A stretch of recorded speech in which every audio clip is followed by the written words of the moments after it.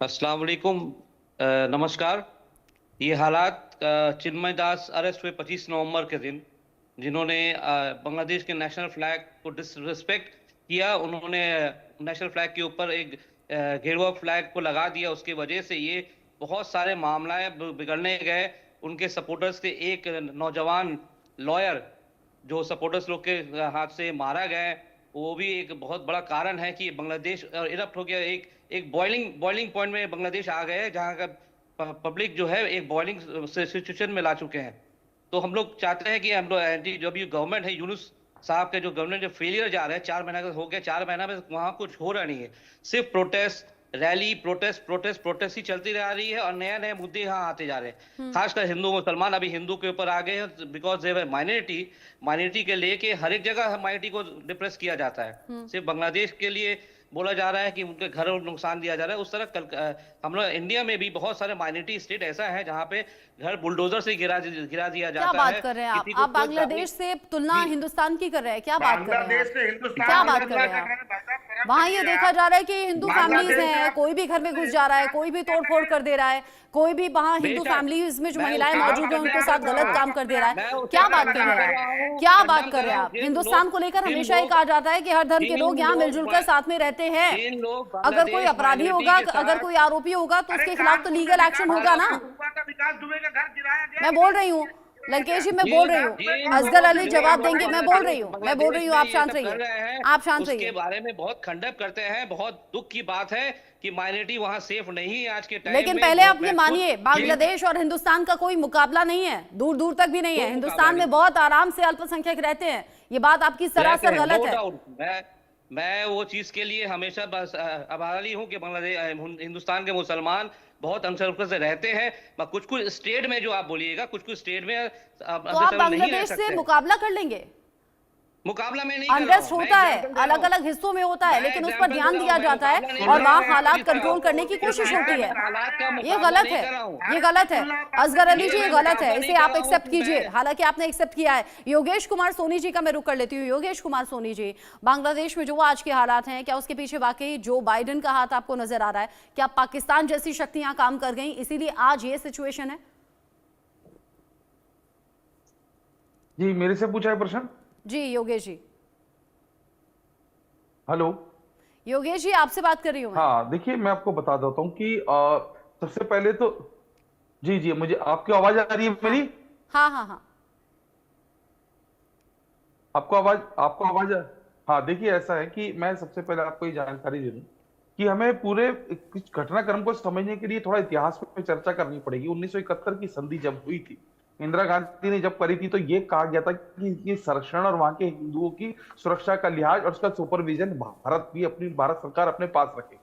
तमाम घटनाक्रम होते हैं, वहां की जनसंख्याएं बढ़ती हैं, हिंदुओं की बढ़ती है, मुसलमानों की बढ़ती है, लेकिन बावजूद इसके वहां पर वो पिछले लगभग 1.5 दशक से जो घटनाक्रम सामने आ रहे, कुछ मीडिया में आए, कुछ नहीं आए, लेकिन अगर आपने देखा होगा ऐसे घटनाक्रम आए जो बेहद विचलित करने वाले थे। चूंकि सरकारों ने आपस में चर्चाएं करी, बात बन जाती थी, कुछ ठीक लोग थे, कुछ ठीक नेता थे, तो बात हो जाती थी। लेकिन हाल ही की स्थिति के अंदर जो यहाँ पर अत्याचार हो रहे हैं और जो घटनाक्रम बहुत स्पष्ट तौर पे देखा जा रहा है, जो वीडियो सामने आ रहे हैं, वहां पर कितने सारे लोगों को, अल्पसंख्यक को घेर के उनको वहां पर दंड बैठक लगवाई जा रही है, उनको और उल्टे सीधे काम करवाए जा रहे हैं। मतलब आप वीडियोस देखोगे तो वो मानव जीवन पे प्रहार सा लगता है। बात आ जाती है इंटरनेशनल नीति पे। देखिए इंटरनेशनल नीति पे यहाँ भारत सरकार को एक बड़ी इच्छा शक्ति के प्रमाण की जरूरत है। जब कोई भी जरा से घटनाक्रम पर आपका पूरा जो पटल है वो इकट्ठा हो जाता है सारे देशों का, और जब एशियाई आप देशों की बात करते हो, बिल्कुल हमारी सटी सीमा से अगर किसी देश में जो भी हमारे हिस्से से कटा है, ऐसा नहीं किसी उसका निर्माण कभी हुआ हो, एक तरीके से हमारे बच्चे पे अत्याचार हो रहा है, तो यहाँ पर इंटरनेशनल लेवल पे सरकार को जरूरत है। और मुझे ऐसा लगता है कि किसी भी घटनाक्रम को समझने के लिए, उसकी गंभीरता को समझने के लिए और फिर उसको बताने और समझाने के लिए आपको एक बड़े पैमाने पर इस पे कार्रवाई की जरूरत है। और सबसे विशेष बात यह कि यदि जब आप इस बात को समझ रहे हैं, जब आपके सामने इतनी स्पष्ट तौर से वहां से वीडियोस, फोटो और सब चीजें आ रही हैं, तो यहाँ पर अमेरिका हो या कुछ भी, यहाँ पर भारत सरकार को चर्चा करके यहाँ पर इन पे एक बड़ी कार्रवाई की जरूरत है और वहां पे रह रहे अल्पसंख्यकों को बचाने की जरूरत है, क्योंकि कोई भी चीज का पैमाना लगातार बढ़ रहा है। कैसे ये हो सकता है? चिंताजनक है। भारत तो बड़ा भाई बना था ना बांग्लादेश की स्थापना के लिए, बांग्लादेश भारत की मदद से ही बना था, बड़ा ऋणी वो हमेशा से रहा है, रिश्ते भी अच्छे रहे, लेकिन आज भारत सरकार के कहने के बावजूद भी वहां हिंदुओं पर हमले रुक नहीं रहे, थम नहीं रहे। अब क्या करे भारत सरकार?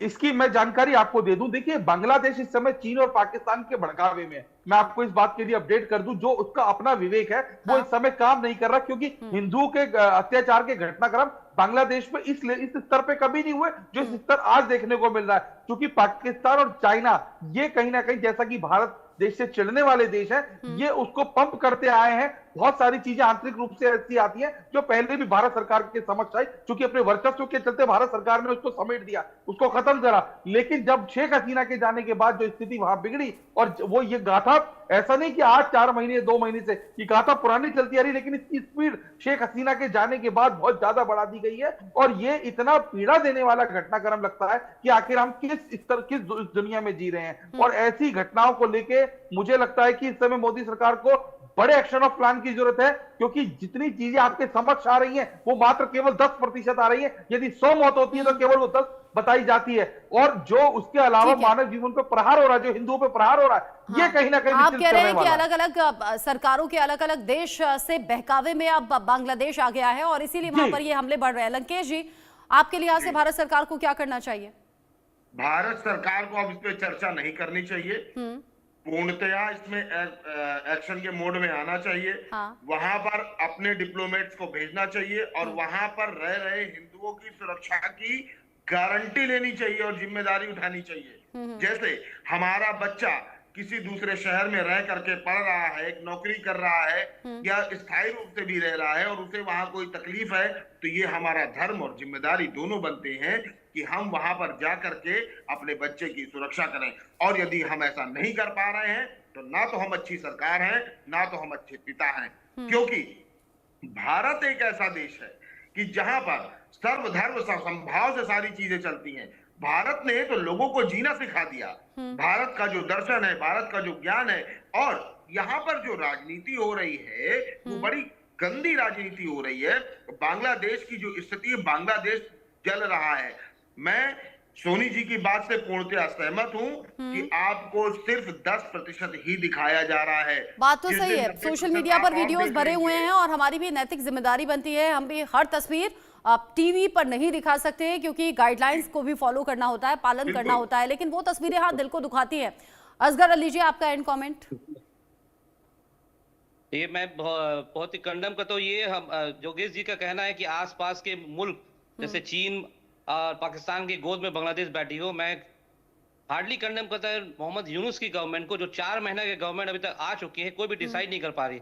और मैं निवेदन करता हूं श्री नरेंद्र मोदी जी, हमारे प्राइम मिनिस्टर जी को, कि स्ट्रिक्टली से स्ट्रिक्टली एक्शन उन्होंने लिया है। उन्होंने ऑलरेडी एक्स फैक्टर में सब कुछ बोला है। उन्होंने मैसेज भी दिया है कि बांग्लादेश गवर्नमेंट को स्ट्रिक्टली अपने भाइयों को, वहां जो हिंदू भाई वहां बैठे हैं उन लोग सुरक्षित करें, हिंदू बहनों को सुरक्षित करें, वहां माँ बेटा लोग को सुरक्षित करें। जितना से जल्द हो ये कोशिश किया जाए। वहां के एम्बेसडर, इंडियन हिंदुस्तान एम्बेसडर जो है, उनको स्ट्रिक्टली ऑर्डर दिया जाए कि यूनुस गवर्नमेंट से बात करके उन लोग का जितना सेफ गार्ड हो सकता है आप लोग कीजिए।